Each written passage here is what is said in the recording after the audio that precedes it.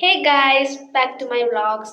ഞാൻ ഇന്ന് വന്നിരിക്കുന്നത് നമ്മുടെ മത്രയിലുള്ള ശിവക്ഷേത്രത്തിലേക്ക് വീഡിയോസ് കാണിച്ചു തരാനാണ്.